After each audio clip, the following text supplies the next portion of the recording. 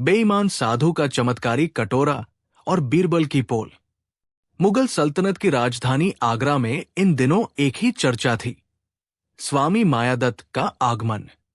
कहा जा रहा था कि स्वामी जी हिमालय की उन गुफाओं से आए हैं जहां सूरज की पहली किरण पहुंचने से पहले ही तपस्या शुरू हो जाती है। उनके पास एक दिव्य कटोरा था। लोगों का कहना था कि वो कटोरा कोई साधारण बर्तन नहीं, बल्कि साक्षात कुबेर का वरदान है। स्वामी मायादत्त का रूप भी बड़ा प्रभावशाली था। लंबी जटाएं, माथे पर बड़ा सा भस्म का तिलक, गले में रुद्राक्ष की बड़ी बड़ी मालाएं और चेहरे पर एक ऐसी मुस्कान जो लोगों को सम्मोहित कर लेती थी। उन्होंने शहर के बाहर एक विशाल पीपल के पेड़ के नीचे अपना डेरा जमाया था। चर्चा बादशाह अकबर के कानों तक भी पहुंची। उन्हें चमत्कारों और रहस्यमयी बातों में बड़ा आनंद आता था। उन्होंने बीरबल से कहा, बीरबल, सुना है हमारे राज्य में कोई महान संत आए हैं जिनके पास एक ऐसा कटोरा है जो खाली होने पर भी अपने आप भर जाता है। क्या यह सच हो सकता है? बीरबल ने मुस्कुराते हुए कहा, जहांपनाह, इस दुनिया में हाथ की सफाई और नजर के धोखे को अक्सर लोग चमत्कार मान लेते हैं। जब तक मैं अपनी आंखों से न देख लूं, कुछ नहीं कह सकता। बादशाह ने तुरंत आदेश दिया कि स्वामी मायादत्त को ससम्मान दरबार में हाजिर किया जाए। अगले दिन स्वामी मायादत्त दरबार में पधारे। उनके हाथ में एक पीतल का चमकता हुआ कटोरा था। उन्होंने बादशाह को प्रणाम किया और कहा, राजन, ये कटोरा सामान्य नहीं है।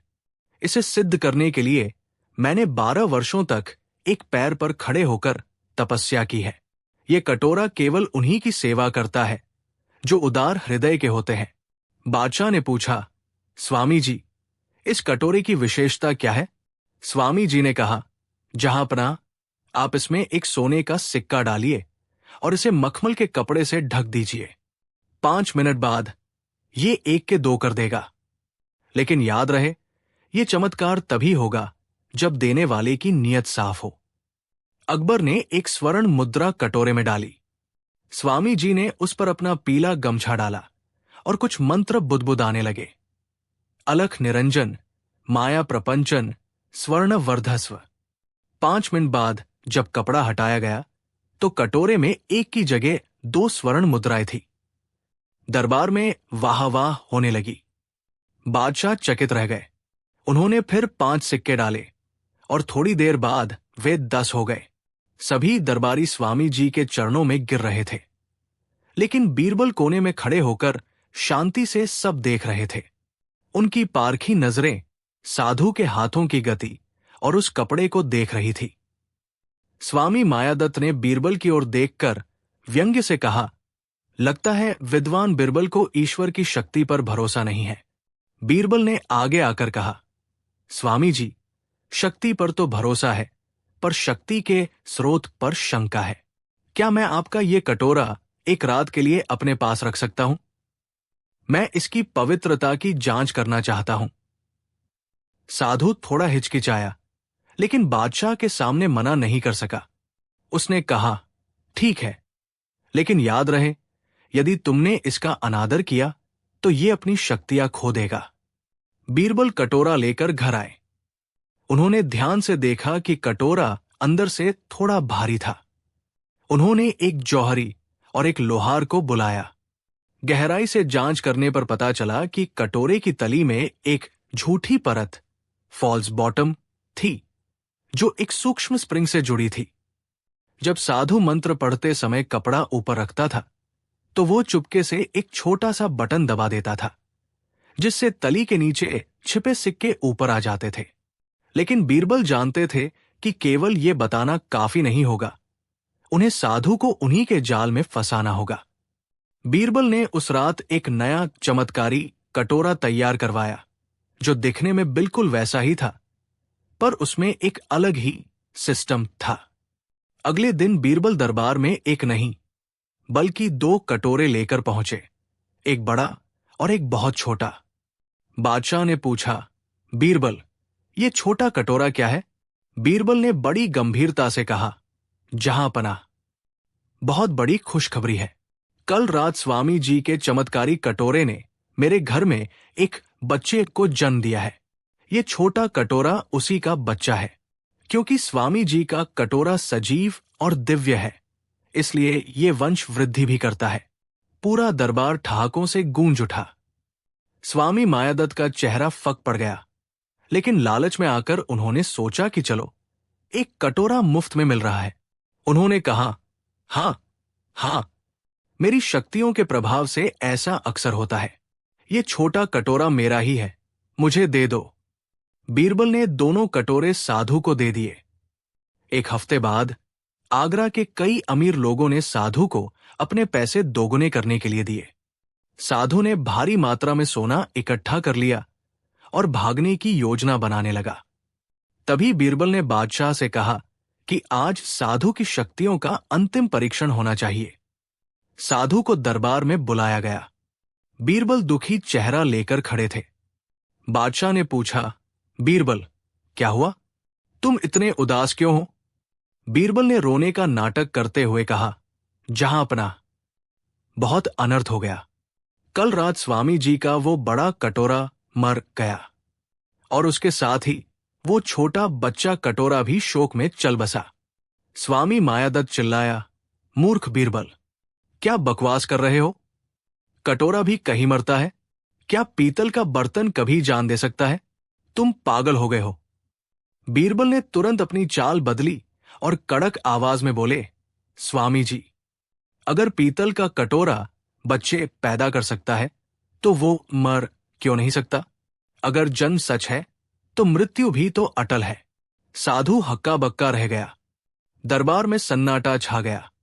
बीरबल ने बादशाह की ओर मुड़कर कहा, जहां पना, ये आदमी कोई साधु नहीं बल्कि एक शातिर ठग है। इसके कटोरे में गुप्त खाने बने हुए हैं।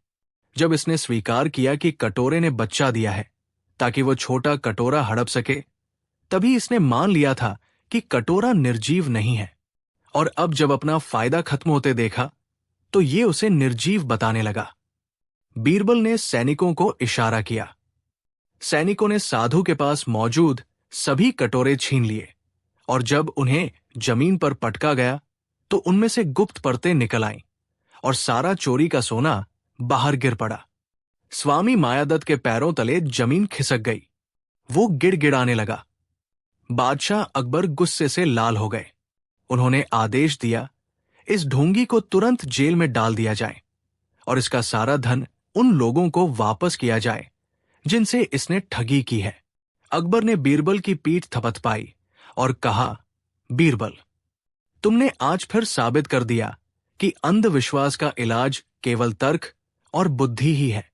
बादशाह ने हंसते हुए बीरबल से पूछा, लेकिन बीरबल, वो छोटा कटोरा जो तुमने साधु को दिया था, वो कहां से आया था?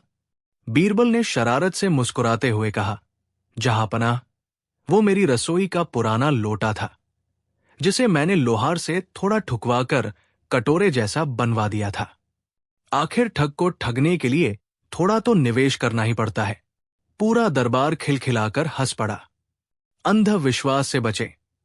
चमत्कार के नाम पर ठगने वालों से हमेशा सावधान रहना चाहिए। विज्ञान और तर्क हर चमत्कार के पीछे की सच्चाई उजागर कर सकते हैं। लालच बुरी बला है।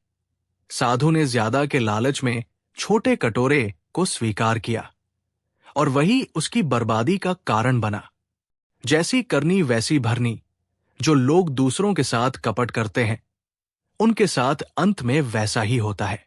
जिद्दी रानी की अनोखी शर्त और बीरबल की समझदारी। एक दिन बादशाह अकबर के भव्य महल में अजीब सी हलचल थी। कारण था रानी जोधा की जिद। रानी बहुत बुद्धिमान थीं, पर कभी-कभी उनकी जिद पूरे महल को परेशान कर देती थी। उस दिन रानी ने अकबर से कहा, जहांपनाह, मुझे एक अजीब इच्छा हुई है। अकबर मुस्कुराकर बोले, रानी साहिबा, आपकी हर इच्छा पूरी की जा सकती है, बताइए क्या चाहिए? रानी बोली, मैं चाहती हूं कि दरबार में कोई ऐसा व्यक्ति हो जो मुझे हंसाए भी, हर सवाल का जवाब भी दे और मेरी शर्त भी पूरी करे। अगर वह हार गया तो उसे महल छोड़ना होगा। अकबर थोड़ा चौंक गए। उन्होंने पूछा, और अगर वह जीत गया?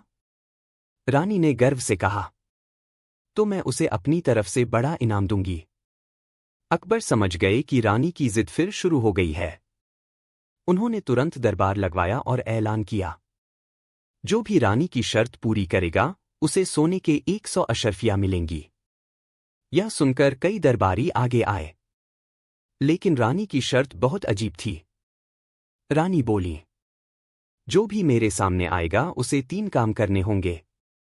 पहला, मुझे ऐसा सवाल पूछना होगा जिसका जवाब मैं न दे सकूं। दूसरा, मुझे इतना हंसाना होगा कि मैं हंसी रोक न सकूं।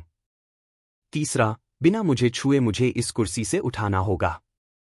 दरबारियों ने सोचा यह तो बहुत आसान है। सबसे पहले मंत्री टोडरमल आगे आए। उन्होंने रानी से कई सवाल पूछे, पर रानी ने हर सवाल का जवाब तुरंत दे दिया।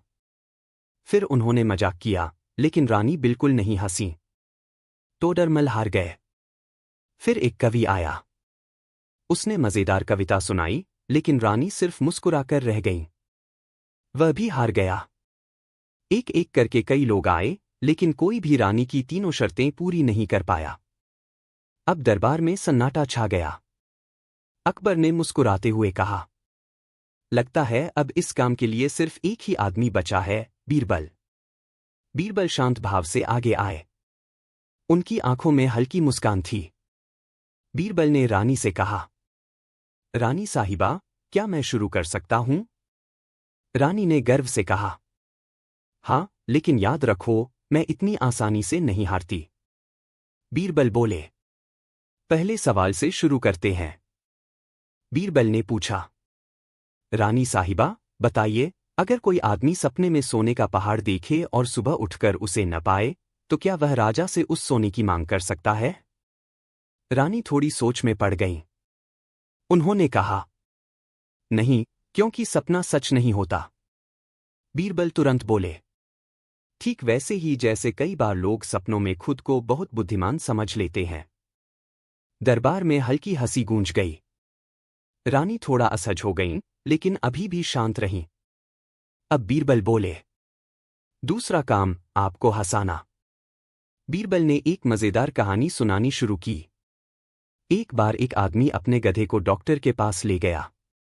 डॉक्टर ने पूछा, गधे को क्या हुआ? आदमी बोला, डॉक्टर साहब, इसे काम से एलर्जी है। दरबारियों की हंसी छूट गई।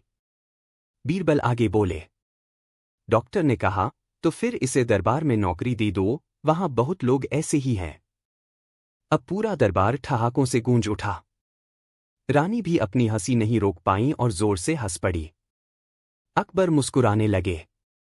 अब तीसरी शर्त बची थी। रानी बोली, अब देखती हूं तुम मुझे बिना छुए कैसे उठाते हो। बीरबल ने शांत होकर कहा, रानी साहिबा, कृपया जरा खिड़की की ओर देखिए। रानी खिड़की की तरफ देखने लगीं। बीरबल बोले, अरे, बाहर देखिए, एक मोर नाच रहा है। रानी तुरंत उत्सुकता से खड़ी होकर खिड़की की ओर देखने लगीं। जैसे ही वह खड़ी हुईं, बीरबल मुस्कुराकर बोले, रानी साहिबा, मेरी तीसरी शर्त भी पूरी हो गई। आपने खुद ही कुर्सी छोड़ दी। पूरा दरबार तालियों और हंसी से गूंज उठा। रानी भी अपनी गलती समझ गईं। उन्होंने हंसते हुए कहा, बीरबल, तुम सच में बहुत चतुर हो। मेरी जिद भी तुम्हारी समझदारी के आगे हार गई। रानी ने तुरंत बीरबल को 100 अशर्फियां और एक कीमती अंगूठी इनाम में दी।